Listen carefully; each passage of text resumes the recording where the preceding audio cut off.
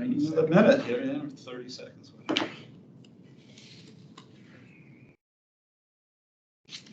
Why do you think this is called the azalea room?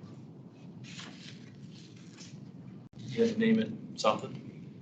The theme for this floor was flowers. I guess there'll be So, So every room has a different flower. yeah, they did. But they are currently, this is the only one who's got signs back up. But each one was a flower. It might have been a flowering tree, because I think one was cherry and one was dogwood. As we learned in the movie Dave, dogwood, both a tree and a flower. Yes. Can't remember bead. All right, we're at the witching hour here, so I'll call us to order. Anyhow, meeting call to order. I see we do have some members of the public. Do we have any comment from our member guests? Not from me. I'm just going to listen. Okay, welcome. Billions and billions and billions. Any other members of the public wanting to comment? No, thank you. Okay, thank you. We will go to chair's update. I guess that'd be me. As I mentioned before the meeting start to a couple of us, Phil Cowan resigned his position, so his term was up in a couple of months. He decided he was ready to. He'd served a long time, so I think for the record, we thank Phil for his service and wish him well. He's a long time contributor. Anyhow, we now have 4 vacancies. We did receive at least one application, and at least a couple others have expressed interest. So we hopefully will try to get back up to full strength soon. On January 30th, John and I participated in the Advisory Commission Chair orientation session, and they did talk about the electronic meeting rules, and nothing too much different than what we already knew. The Assistant County Attorney spoke and said that any commission meeting requires 3 working days notice with date, time, and location. Since our monthly meetings are all posted, I think that provides all the notice we need going forward. So we're good on that, but if we do have any special meetings, we need to provide at least 3 working days lead time. And any time 3 of us or more get together, it's considered considered to be a meeting. So we can't do that unless we provide notice, and it's got to be open. Our agendas need to be made public. They are always posted, and our votes are public, and minutes must be taken. Speaking of which, did we have a volunteer for minutes on the January meeting to take minutes? I'm not sure. I've got some notes. You said, okay. So if folks could send any notes they have to me, Okay. I'll hold them together. All right, very good, but we should. I think otherwise we're up to date, so. Well, we don't have November, but there really wasn't much in the way of business transacted at the November meeting, so we'll maybe either put something cursory up on that one. Yeah, Excuse me, Frank, a question. Yes. With regard to the meetings, are we posting the videos? Yes, they are. Yes. I couldn't find them last They time. are there now. All right. Anyhow, January is on our homepage. There's a link with the agenda. I think tonight's agenda is already up there. And Richard taught me the trick. I think they're actually linked also on the multi-commission calendar, but for our meetings. For clarity. Right, yeah, for our meetings, oh yeah, I think there ought to be a separate link, if you could, yeah. But right now, there's a screen that says Digital Destiny, it looks like a YouTube screen, Digital Destiny. If you go in the icon in the upper right-hand corner, and that drops down, and there are all of our meetings, the recordings going back to, I think, August of 2020. All right, great. I figured out how to do this. Okay, I had a eureka moment. all right, With the Open Cities platform. So what the button that Angela was right, detailing was this button, yes, which brings up a list of all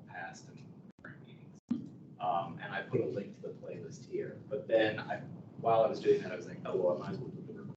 Yeah. Okay. So as you guys get me minutes and recordings, I'll update so that they're here in the list. Okay, so should we get them to you now instead of, I mean, we've been sending. Yeah, go Those ahead and things to send both of us. Okay, both of us, Because okay. we'll back each other Right, up. yeah, okay. And now that there's two of us who know how to edit this, if there are other changes, let us know. We're learning. Okay. New platform, and we don't have much responsibility here. Angela and I have this page. Whereas Okay. other people who have 30, 40 pages and are in it every day, we are not. So we're catching up. Is this the page that we will get to if we do like an ITAC search for Arlington? Thank you. Yes.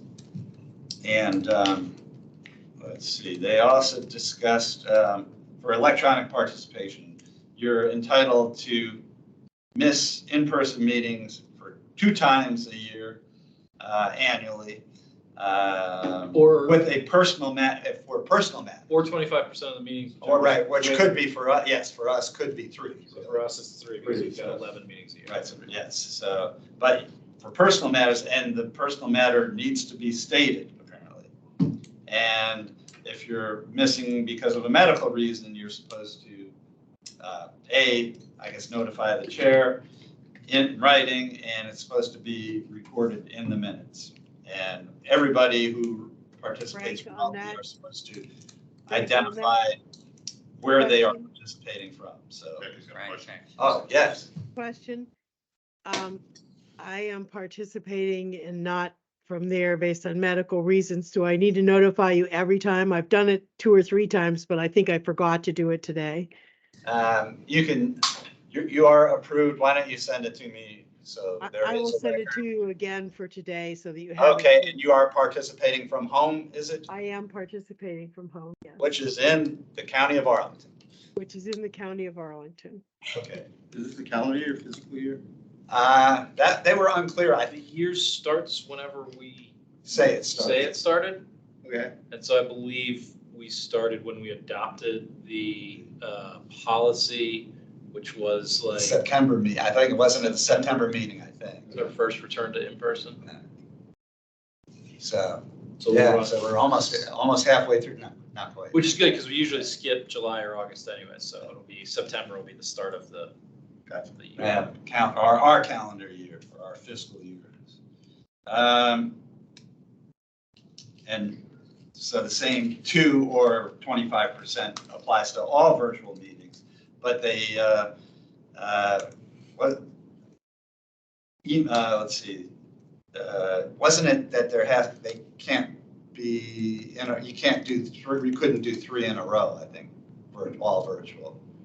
I think there was something as far as consecutive or I something. don't remember that restriction. Yeah.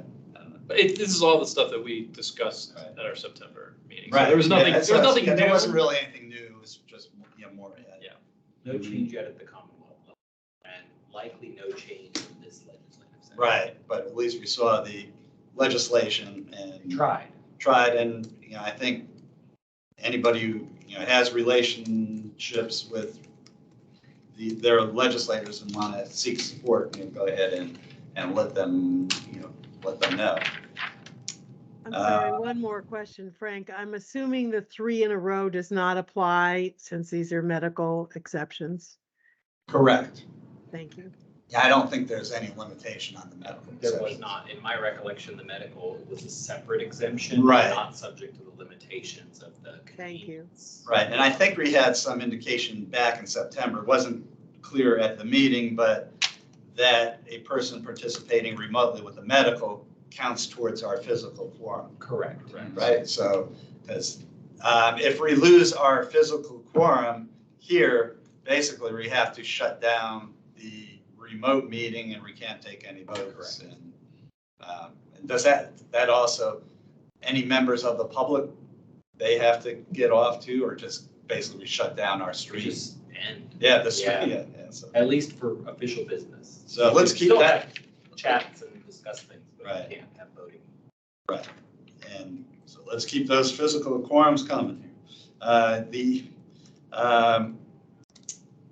And simultaneous emails can be a meeting if there's simultaneous emails between 3 or more members at a time, so be mindful of that. I guess, That's really a sunshine. yes. The issue is whether the email exchange becomes a discussion. Right. So we can email each other, can't have discussions over email. Business, right, yes. There's Oh, okay.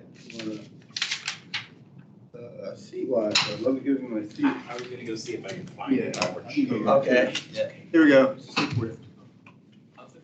That's all right. Oh, sorry. Real,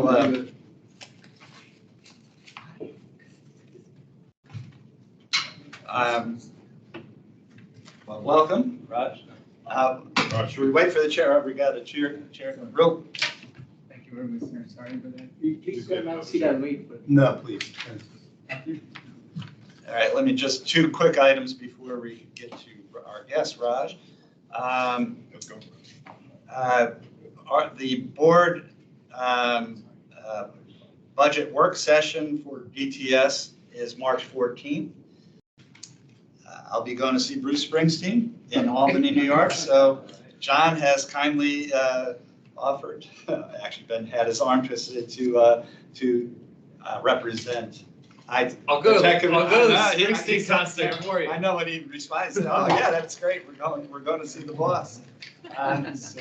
So anyhow, so John will be presenting at the board budget work session on March 14th. And I think those are streamed. So if you want to give him virtual support, you can tune in. I'll take one. For the virtual Oh, yes. work session, my intent was just to kind of reiterate the letter that we had already sent. Right. The only thing that I think has really changed is the thing that's new is the strategic plan that was issued by DTS. So I was thinking that we could discuss our comments on that a little bit this evening, so I can provide the commission's sense regarding that.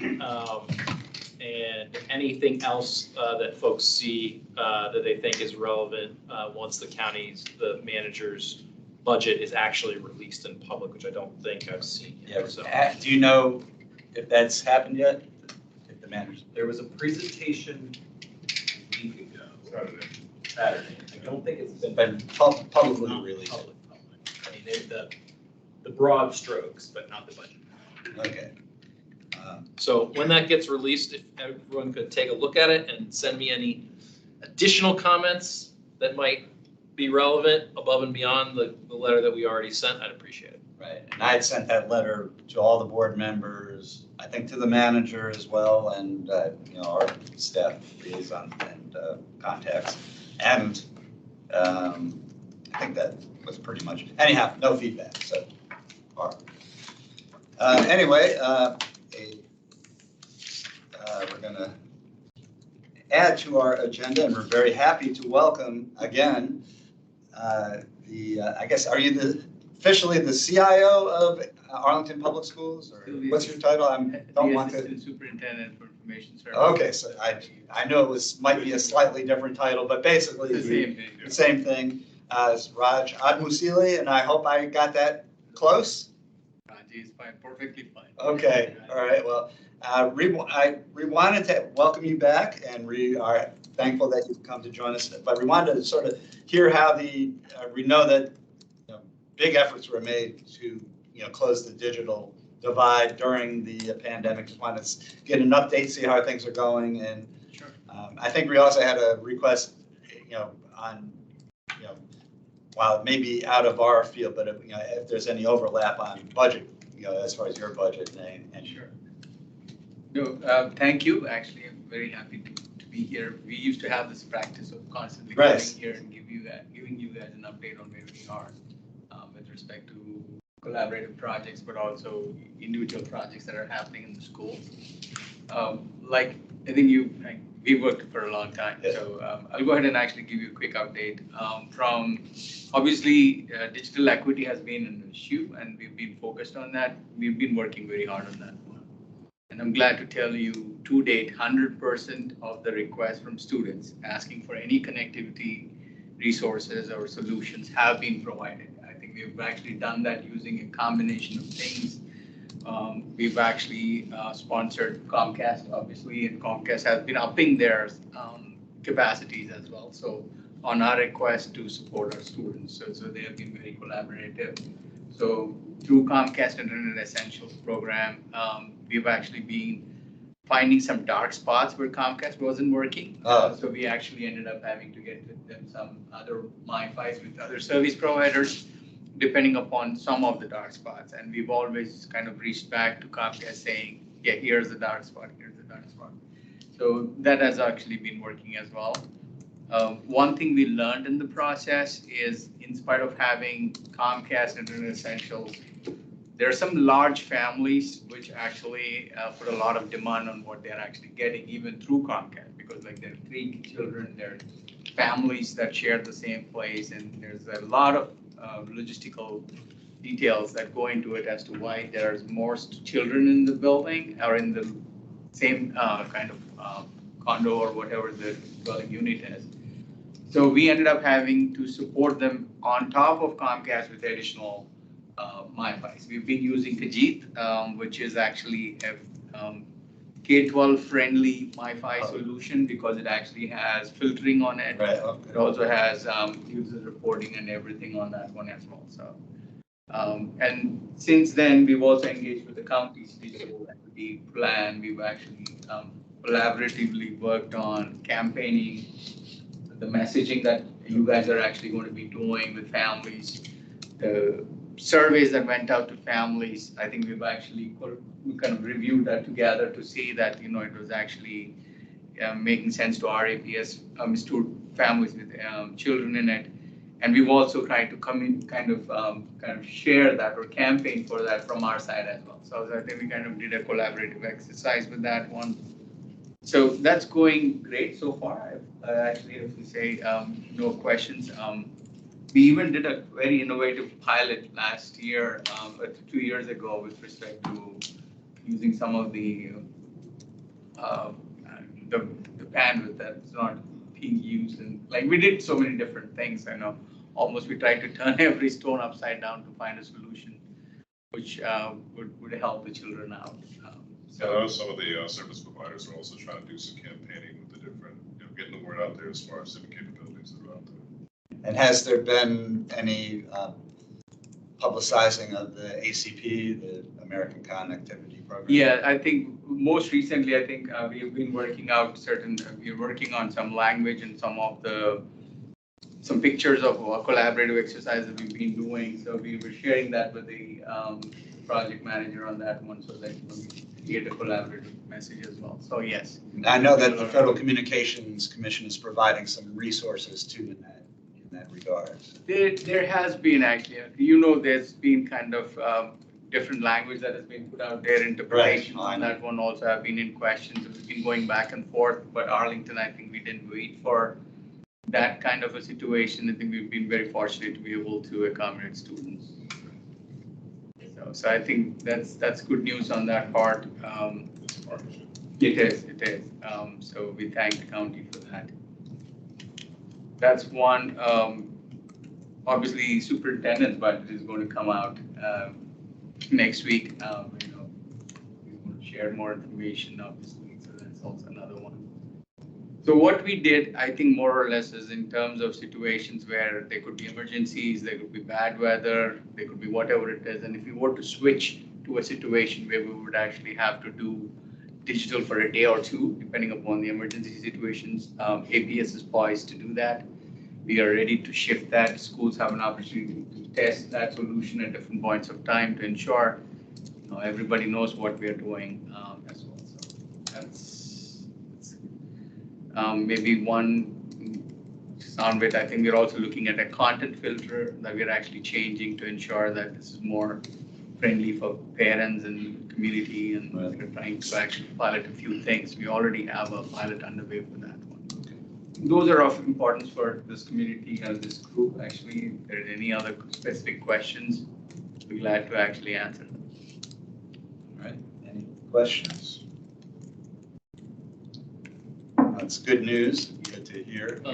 So I was just taking We notes. have one out in the, Okay, Oh, yeah. is that okay, Jackie? you're on You're mute. mute. Sound. Sorry. Could Yes. you provide a little more detail on what the updates are to the emergency communication system? You said you're doing a pilot and so on, but I'm not sure I know what you're piloting and what you're testing. Could you be more specific? Sure. Snelling, I think what I was talking about was not the emergency notification system. I will actually let our SSREM Director for Safety Security, Zach Pope, come and actually talk about that if that's of interest, because we are looking at certain products that would send alerts to all the student devices in the case that we are actually trying to send a central emergency notification to students. That's underway. I don't want to put too many words to it, but I will let Mr. Zach Poe, who's our director for safety and security, to provide you those details. We're working on that solution for that one. So that's more or less on the safety security part. What I was mentioning was more of a content filter when students take the APS devices home. I think we wanted to make sure that if there's a parent or their families that would like to kind of introduce their filtering rules of their routers, they want to have them also be reflected on the student devices, right? Because I know you want to turn them off at 9 o'clock or something like that. There's certain things that we wanted to accommodate parents' requests. So that content filter we are piloting will actually allow parents to be able to do that. Like, there are certain things that you would want to block in your homes, and we wanted to actually do that. Because in schools, obviously, when the devices are being used, there's an adult that's monitoring. There's a teacher in the classroom, there's a teaching assistant in the classroom, there's somebody else who's always monitoring that. But in the homes, in the kind of in the bedrooms, it's important to actually look out for those kind of situations. So this is a new filter that allows people to do that. It allows parents to even turn off the device till 6 o'clock in the morning. There's more features that actually are there. We are doing it in 2 phases. Phase 1 is more of the pure content filtering functionality in it to ensure that the students are accessing certain things, and whatever they're trying to access are K-12 friendly resources. So obviously that is the focus. We're going to be rolling that out by April. And the second phase of what I'm talking about, the additional functionality for parents to be able to do more and more reporting and those kind of things, we will actually have more training come out before the start of the new school year. Did I answer your question, ma'am? Yes, it did. Thank you very much. And we'll hear from Zach later, right? Yes. If that's of interest, what we could do is try to, maybe we'll do a combination of things. We'll let Zach give you a written update that you could actually share with the members that actually talks about what that looks like, because it's going to be a public information. Sure. That he's going to share. I think that would be helpful. Yeah, and if you have more questions, then we can definitely follow Okay, up on that. yeah, thank you. Well, we're glad to have you back. Any other questions for Raj? Yeah, Yes, sir. I had a question about the kind of the economic sustainability of the connectivity subsidies that we're Sure. providing. Yes, yeah. Obviously, it was a must-do during the pandemic when virtual schooling. Is the intent, or is this even shareable at this point, to make that a permanent kind of budget item and a service that APS and the county is providing to students? I'm very happy that you raised that question, and I'm also happy to give you a perfect answer. I'm very glad that both the county board and the school board are very committed to supporting connectivity for students and particularly families. The APS school board has taken that up as a very serious cause. They definitely see that it is a very important resource to level the playing field for all children that have and not have access to good quality connections.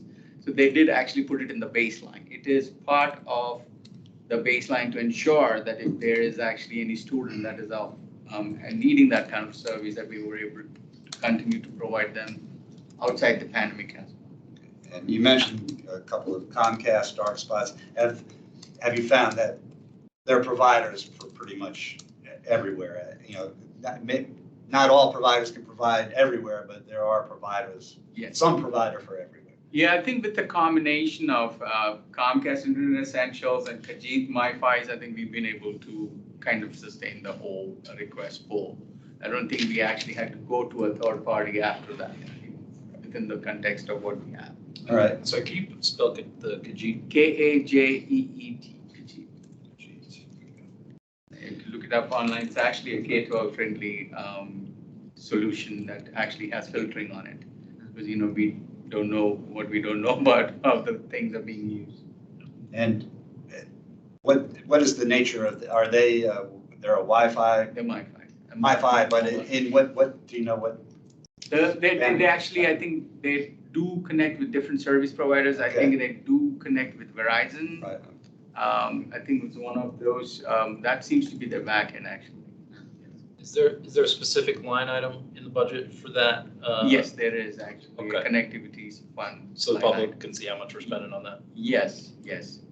What we do is we monitor that, we ensure that it is actually tracked, and we try to. How do you spell it? I'm sorry. It's K-A-J-E-E-T. Two E's, okay. Yes. Thank you.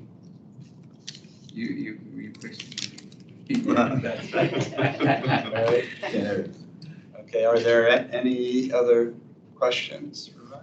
No, I just wanted to share one more comment. I think we met with,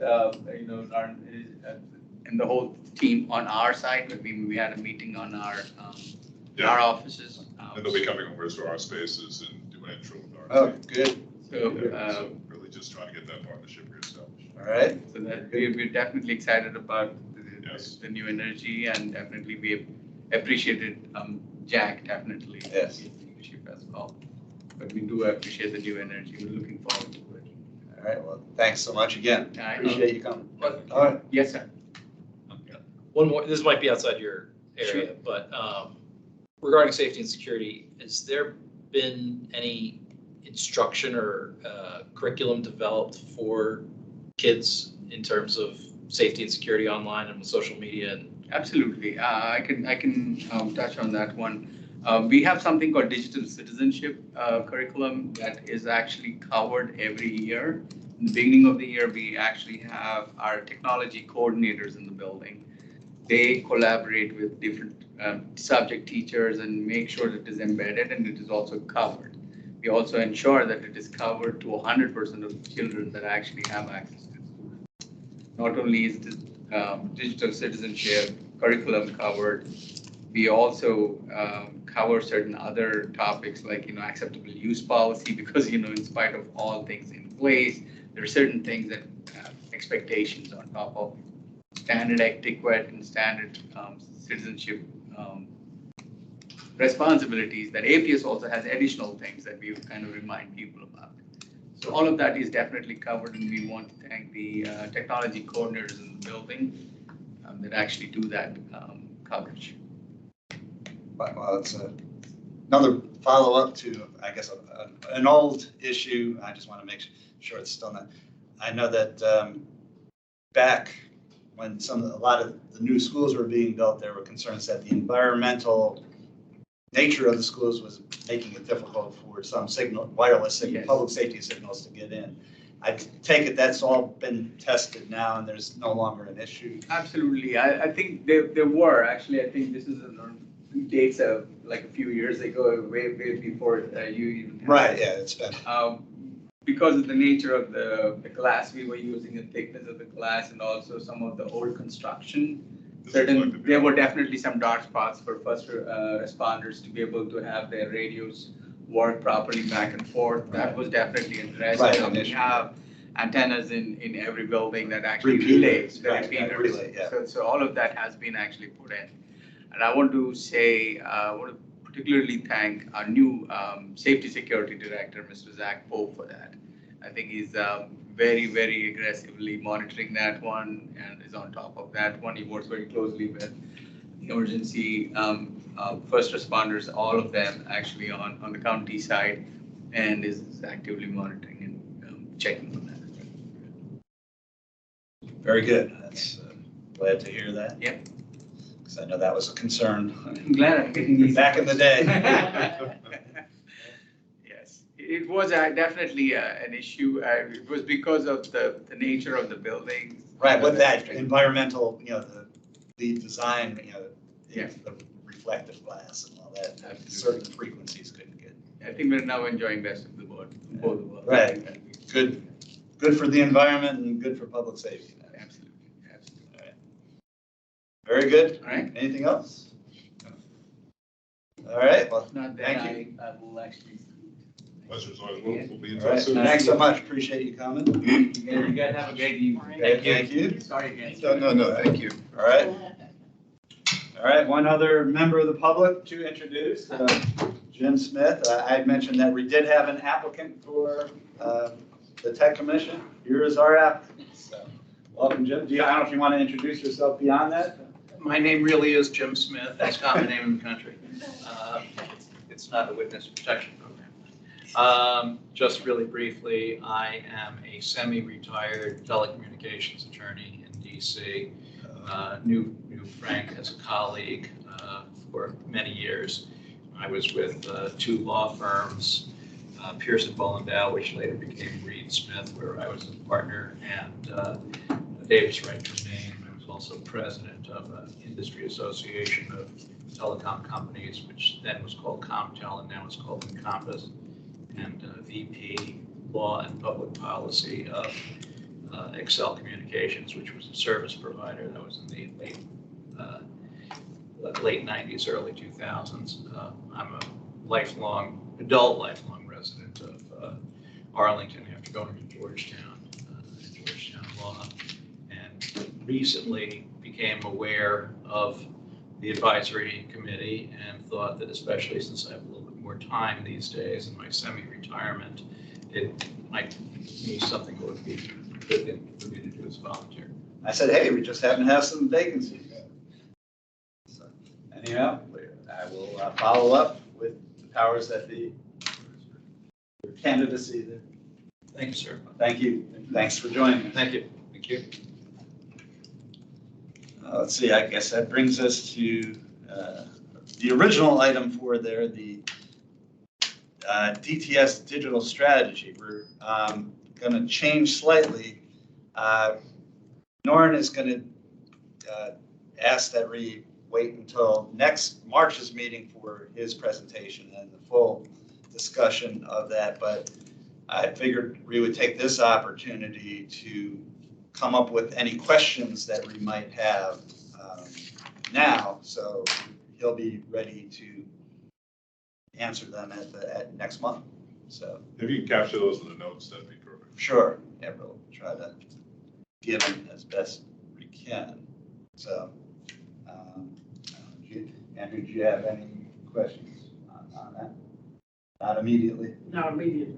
Okay, you pull it up. Did everyone get a chance to review the new strategy? It's been distributed. Okay. So everybody's, but anyhow, we'll have the full, full discussion then, but I figured take this opportunity to see if there are questions that you have now. I think you'll take questions then too, but or you'd prefer to have them in advance. So if we don't come up with them now, but you come up between now and March 22nd, you can email them to Nora, Richard, me, and John, please, and that way we'll hopefully catch them all. Yeah, I mean, up till the day before, ideally, that would be preferred. Yeah.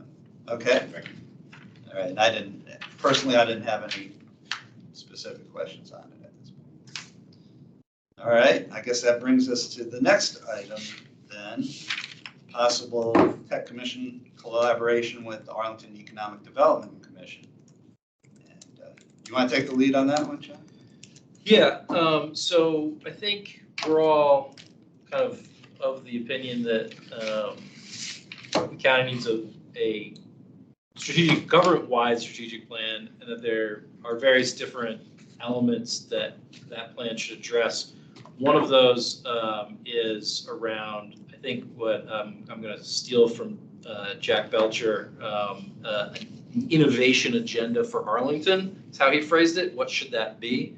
And so we contacted the chair and vice chair of the Economic Development Commission, had some conversations with them about some areas of potential areas of mutual collaboration.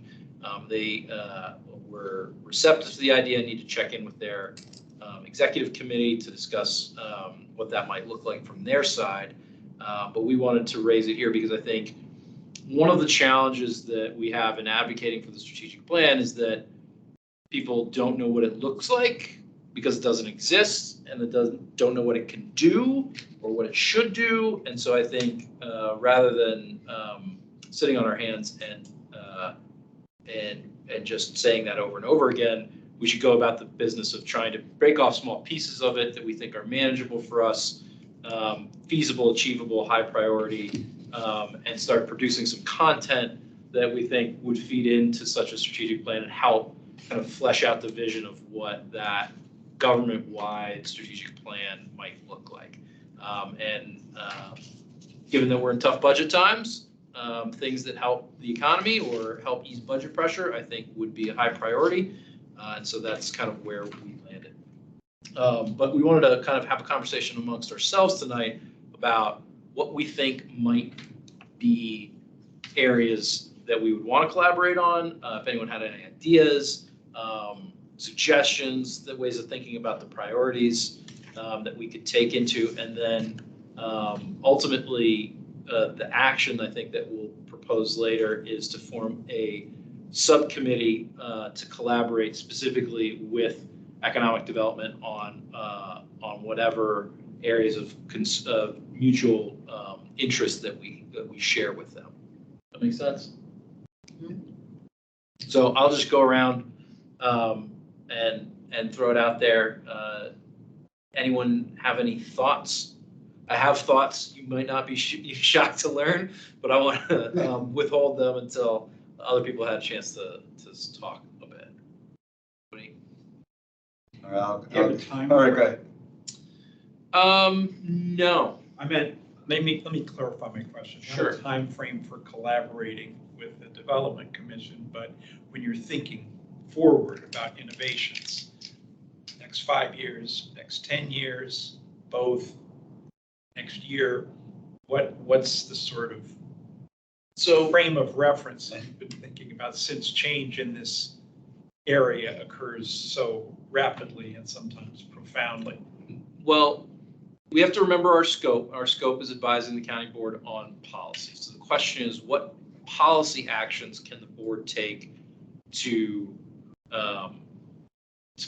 produce benefit, change, improvement in this particular area? So to me, I think the time frame of a policy action is probably over the next 5 to 10 years, but we need to be able to say what a concrete policy action might be within the next year that that we could formulate and the board could take within the next year to start driving that change or improvement. But to me, board policy is something that takes a lot of energy, and you don't want to have to redo it every 2 months or something like that, right? It should be longer plan. Can you just clarify what the Economic Development Commission's scope is? Obviously, I know ours, but like, what are they technically responsible for? They are the voice of business in Arlington County on county policy. And so they have issued a strategic plan. You can go take a look at it. It's on their commission site. It basically covers off all aspects of how to create the type of economy and business environment that we want here in the county, essentially. It's very broad. Yeah. And the big issue that they're grappling with is office vacancies, since commercial real estate taxes are a big part of the county's budget. Huge right part. Now, with the pandemic shutdowns and the whole work from home, era, there are vacancies. Yeah. They did a big leap forward in trying to address that issue with the Amazon thing. Right, yes. And then, but that part of that was this big tax incentive thing they gave to Amazon based on employment. Right, right. And then, so there's some question now how that's going. And, yeah. Yeah, and that's, so that's, it's kind of. Yeah. So I'm curious to get. The good news is, I guess if you can call it good news, is that we're in the same boat as every other urban area in the country. Yeah, no, it's reality. All of a sudden, Battle for those tenants, that's all the of a thing. all of a sudden, your office occupancy has dropped substantially. Just really dramatically changed in a stepwise function, the total landscape of commercial real estate in the country. Mayor in DC is lobbying really hard, to get the government. Federal, Yeah, federal, federally. which would, I think that would help I don't, Arlington as well. I'm not sure that I we can. have something to say. I have a Yes, suggestion. okay. Yeah, Jackie, go ahead. I'm sorry, I spoke out of turn, but my hand had been raised and I don't think you were watching the screen. So I have what would probably be in the category of crazy idea, but maybe not. It's definitely would be thought of as tangential. But right now, one of the big topics in Arlington is civic engagement. And one of the other big topics is density and zoning and development. And one of the things that the developers and commercial businesses alike say is that our planning process for getting a building and occupying it here in Arlington is kind of Byzantine. And what I'm thinking of is a major push that would be focused on streamlining our process and building in with our incredible capacity that we have here that we should highlight the ability to not decrease in order to expedite, but expand our methods of communication with the community as part of that.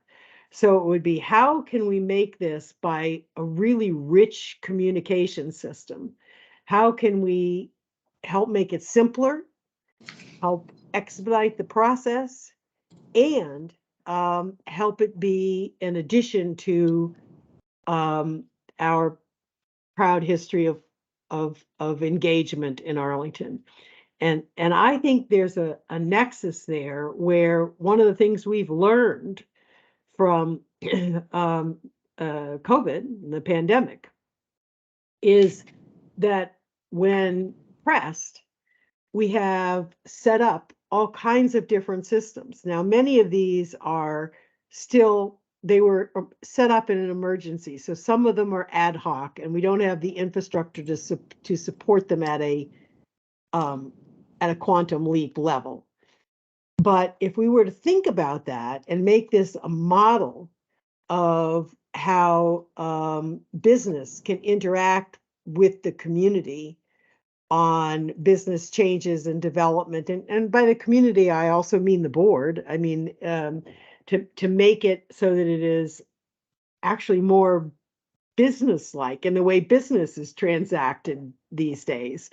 So it's a thought, and it would be obviously, it would require significant development of our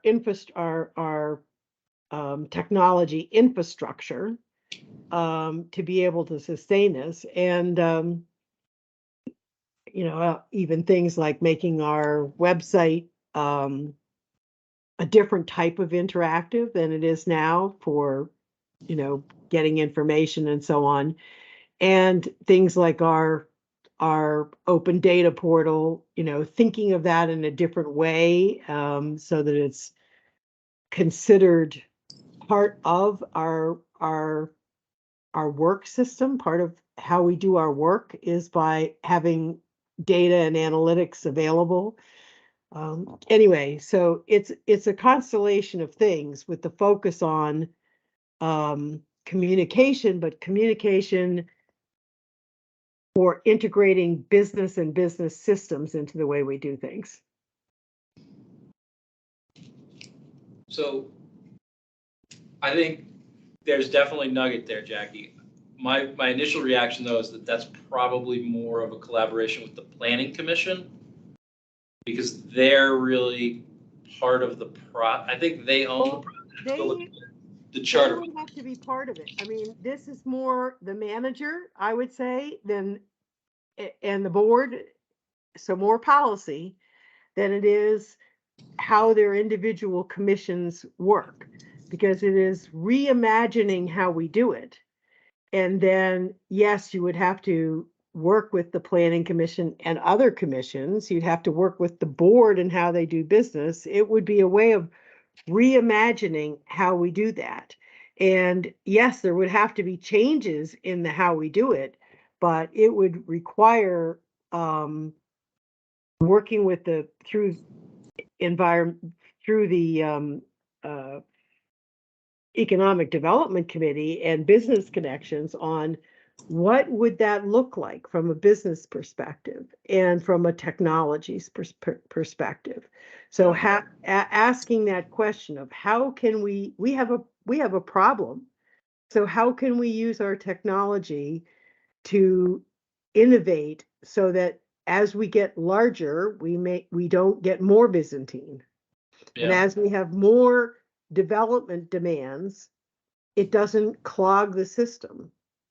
And it also doesn't have us decide the only way we can get through things is to become more top down. Sure. I don't know that they would have to have buy-in, but it would be more like what is the technology that would be business supportive and how can we build that in with our systems? Business and community supportive. Yeah, I think that we definitely need to look in planning because again, I have to go look at the charge, but I think the planning commission would have the domain expertise on what the pain points were.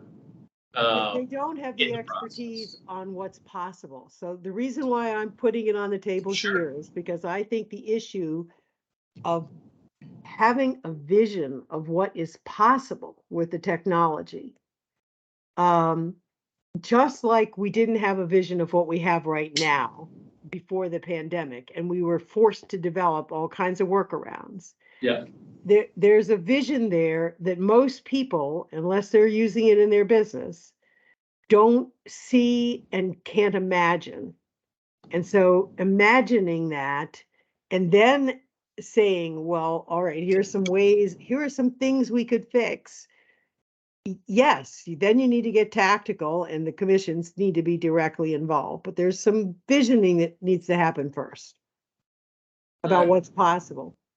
I think part of that is identifying what the business problems are first. Yeah. And then you identify the solutions technology-wise. Yeah, and we'll put it on the list of things to discuss, Jackie. So I think it's a big idea. It's a big. You're right. I thought I would just start out with yes, it is a big idea, and with respect, I think it has been identified as a problem because in survey after survey, businesses are also saying that the process takes too long. Yeah. So all I'm saying is technology can help fix that. Yeah, I also think there's been work done on that. So we'd probably have to get smart on the status of it. I know that several years back there was a transition to an electronic building permit application system. Yep. From the outside, it kind of looks piecemeal.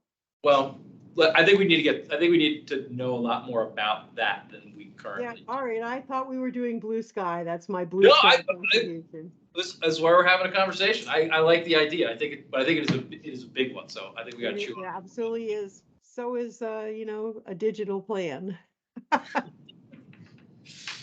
Anybody else?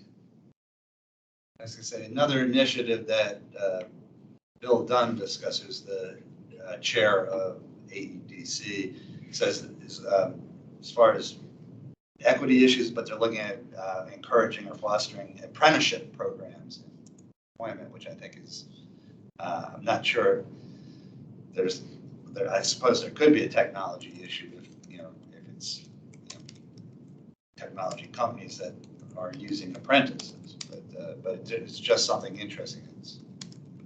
Anyway.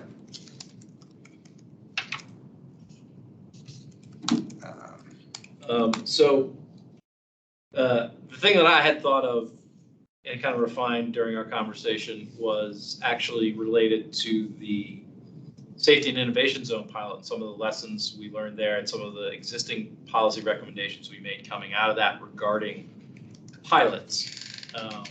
Because one of the things that we have that would be very valuable to industry is our public space. And to the extent that we can attract companies that are building Internet of Things type solutions for public space and civic tech type problems, one of their main problems and challenges, I think, is being able to do product development and testing in the real world.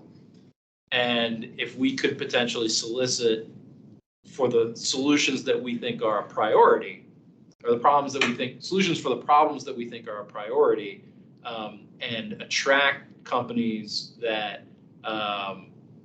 that will, with the promise of a streamlined pilot type approval process, that might be something that generates some interest and provides another tool in Arlington Economic Development's toolkit to attract businesses to come work here.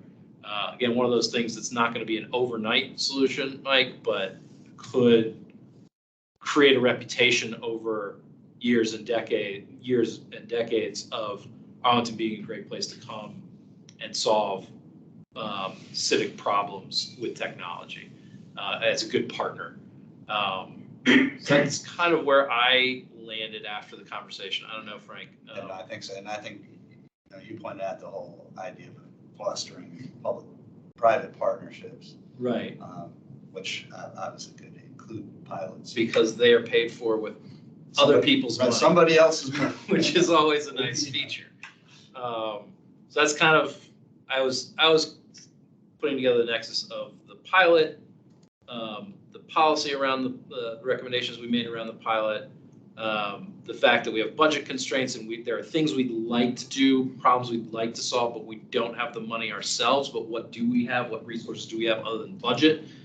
And attracting companies that are trying to do what Comcast and Chicano are doing, which is test their solutions in a real world environment so that they can improve them to the point where they are valuable enough to sell. And if we can apply that type of innovation and that type of outside expertise to our priorities, I think the public might have a different trade-off assessment than I think what many people came to the conclusion on the innovation zone, which is this is interesting, but it's not really, didn't really see as a priority problem for the community. The only thing I would add to that is if you do go that route, make sure you have strong considerations for privacy.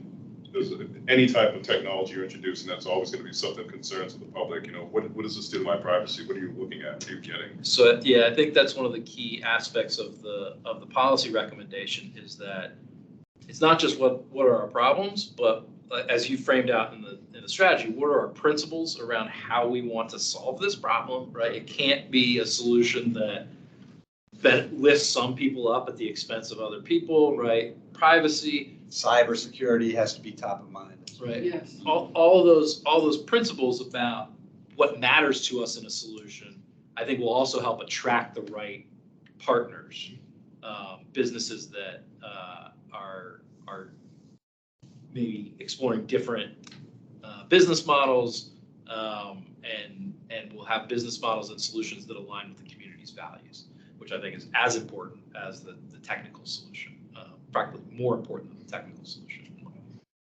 We had the presentation a while back on the wireless test bed down in Stafford County, and again, that whether we can somehow, Actually, leverage off that. Yeah, it's like a smart city type thing. Right. Right off of Garrisonville. Yeah. Yep. So whether we can somehow, and also then I think we've also discussed in the past, working with the educational institutions that are in the area, Yeah. Virginia Tech, Marymount, I think Maryland is here now too. Yeah, so I mean, there's plenty of, George Mason, plenty of partners potentially. Got to mention the CBRS pilot Yes. too. Right, we got the report back that I know, there it's- were well, some when- issues on obviously. You know, that's fine, but that's a pilot. Right. Has implications to the county. Right, but, and Cost effective. we're aware that JBG Smith had actually purchased CBRS spectrum for a national landing area, and they're doing, the partnership with AT&T there to, as far as their smart city. And that, in terms of pilot criteria, and that's like a summation, that CBR study was a summation of the study that was done. It actually wasn't a study. I gave 4 bullets and said, this is why we decided not to use it. But I'm sure there's a more involved study behind it, right? No comment right now. Okay. Yeah. But that's just another. Right, that's yes. just under pilot. Right, That's a pilot. right, yeah. That's all. So guys, I know I freaked you out with my big idea, but communications is one of the things that you might apply to this. So how, as an example, is doing partnership on how you could use something like this to improve our consultation process on development. And that's an example of something I would think universities, I mean, communications is certainly a very large issue and one that there are a lot of companies trying to provide solutions for, and we do have a problem there. Some things to also keep in mind is what you say with the communications aspect, keep in mind with the Department of Defense, some of the areas that they want to retain for themselves to have control of that, so they won't be able to break into. Just I'd ask Bryna, so, Right, yeah, so they're spectrum. they guard their spectrum pretty well, Yeah. usually. And they do testing in this neighborhood that they don't always disclose. Right. There's, my satellite radio dies on US 50. It's suspiciously close to the Pentagon. Why is my satellite radio every time in that one spot? I don't know what they're doing, but like, There's a couple of dead zones. there's a couple of dead zones right here, like, okay, I don't know why, it just happens. So we encounter those things a lot. So, are there any other thoughts about? Yeah, I just wanted to comment on the cybersecurity, but thinking about what you're saying as well. Some next steps. So I think next steps, as I kind of laid out originally at the beginning, would be to pass a motion to form a subcommittee to collaborate with economic development on mutual areas of interest, and we would need 2 people. I would like to put my name forward as the lead of the subcommittee. So one other person, if we have a volunteer for someone who wants to participate. I'll do it. Okay, good. Okay. All right, good, we got a subcommittee. So I'll make. All right, do we need to vote on that? I think Robert's rules, right? Do we need to vote on that too? I'll put a motion to form a subcommittee for the purposes of collaboration with economic development on mutual areas of interest to set the foundation for an innovation agenda for Arlington, with myself as the subcommittee chair and Laura as the other subcommittee member. Second. Got a second? Second? I Oh, think he you, did. He did. okay. He beat me. All right, Anyone want to all in favor? edit? All right. Sorry, chair. Get it. All right. All in favor? Aye. Aye. Any nays or abstentions? It carries. I love how you guys. That's what you get in a town of bureaucrats. That's right. Everybody comes in knowing Robert's rules already. All right, so we will communicate that back to the economic development chair and vice chair and see if they are also amenable based after their consultation with their committees, and we'll get started. All right, very good. I think it's promising development. Fill some office space. For the record, Jackie, did you vote yay, nay, or abstain? I said yay very loudly.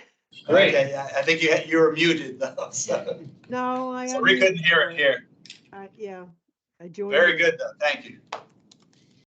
That brings us to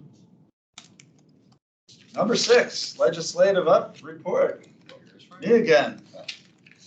Let's see.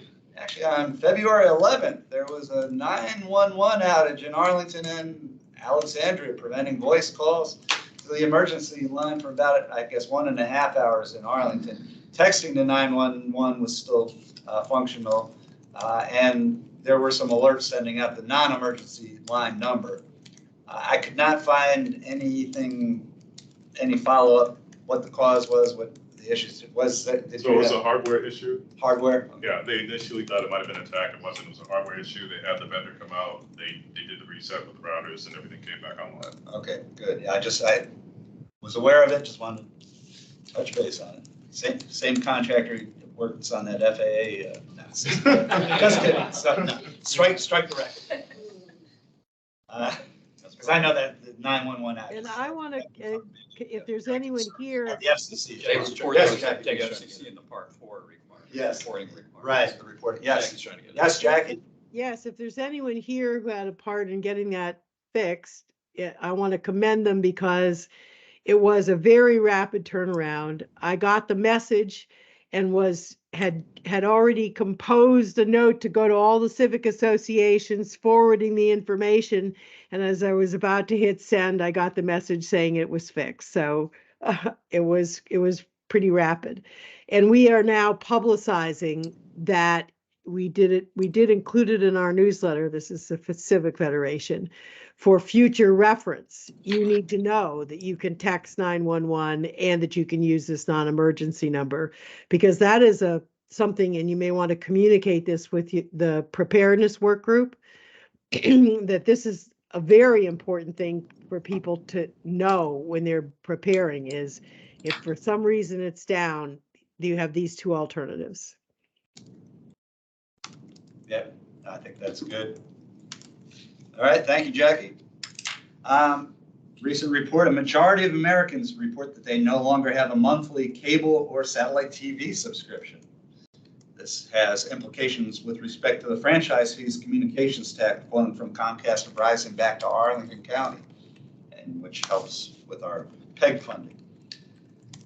Which brings us to the next item. Senators Ed Markey and Tammy Baldwin and House member Anna Eshoo introduced legislation that would roll back FCC rules adopted during the last administration that allowed cable companies to count the value of in-kind contributions they provide to communities, such as support for public access, educational government channels, the PEG channels, toward the cap on franchise fees, which would affect PEG channel funding. So that legislation has been adopted, but introduced, but I would not expect it to move quickly. AT&T has joined with asset management firm BlackRock, which is huge, in a joint venture called Gigapower, or is it Giga or Giga? No, I think it's Gigapower, which will build open access fiber broadband networks capable of hosting multiple ISPs and service providers. Gigapower will initially target 1.5 million customer locations across the U.S., and AT&T will be an anchor tenant on that network. The Virginia Office of Broadband disputes the FCC broadband map, finding that Virginia has achieved 100% broadband coverage. Virginia is preparing a challenge to at least 2 million addresses it says remain underserved. Identifying underserved areas, which are primarily in rural parts of Virginia, will help qualify for federal funds and Virginia Telecommunication Initiative grants. The FCC adopted a notice of proposed rulemaking to help survivors of domestic violence and similar crimes separate lines from shared mobile accounts that include their abusers, protect the privacy of calls made by survivors to domestic abuse hotlines, and to support survivors who face financial hardship through the FCC's affordability programs. Ting, a newly authorized internet provider in Alexandria, is building a citywide fiber-to-home network that will expand high-speed internet service options for residents. Construction is underway and is expected to connect more than 90,000 addresses across Alexandria. I think the timing is, they're looking at complete by next year, I believe is what they said. And I think I may have reported at a previous meeting, but we had been going along for a long time that Comcast was the only broadband provider in Alexandria, that Verizon was just providing DSL. Then I learned, I guess several months ago, that Fios is actually being built out in Alexandria. So that means they're going to potentially have three providers there, which is interesting. I saw the construction. They're blocking streets and everything. From the U.S. Telecom, the Broadband Association. It's an ad, I think, more or less, but broadband-enabled technologies are helping support climate solutions and a sustainable future. Smart water systems help save 410 billion gallons of water in the U.S. homes annually. Fiber is 100 times more energy efficient than copper-based broadband. You know that? And by 2025, smart transportation systems will cut CO2 emissions equal to removing 19 million cars from the road for a year. That's my report for this month. That's a lot. Yeah. That brings us to DTS update. Norm or Richard, do you have any? I do. So last week, Chief Information Officer Committee, basically all the CIOs in the Northern Capital Region met, and some of the projects we're trying to take on, really focus areas identified and seeing who's going to take ownership of those different focus areas. But just for your awareness, primary focus area is talent acquisition retention. That's really top of mind for all the different CIOs out there. Second is cloud and data strategy. Next is technical mutual aid. Fourth one is emerging technologies. Fifth is shared services. And the sixth area is municipal broadband and IoT. So not a whole lot of details on those yet, other than all the CIOs were surveyed, including myself. We identified where our concerns were, and they basically put it all together, and those came out as the top priorities in those orders. All right. Just for your awareness. All right, thank you. What was the name of the group again? It's the CIO committee. It's basically all the CIOs in Northern Capital Region. Is that under the council governments? Yes. Okay. That was last week's meeting. All right, good.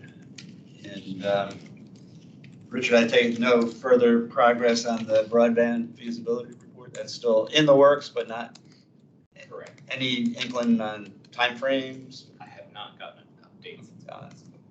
where they're shooting for. Did we have anything else with Richard? I forget. I think that's all. That's it. Okay. That brings us to good of the order, which is the catch-all. Any other business people would like to address? What I said, Nord, is I would send you an email, because I was sitting up here looking at the digital feedback, and I have a lot of stuff with Cyber, so. Okay. Okay. Yep, that's fine. Please do. Good. Any other business? Otherwise, our next meeting will be March 22nd. Same bat channel, same bat place. Oh, right here at 7:30. And primary topic is going to be the DTS digital strategy. I'll probably have one of my directors coming in, Holly Hartel, Okay. and she'll probably do most of the presentation. She might be doing it virtually, though. Okay, good. Some of us are familiar with Holly, so that's good. Any other business? I will entertain a motion to adjourn. So moved. Second. Second. All in favor? Aye. Any nays? All right, we are adjourned. Good meeting. Thank you all.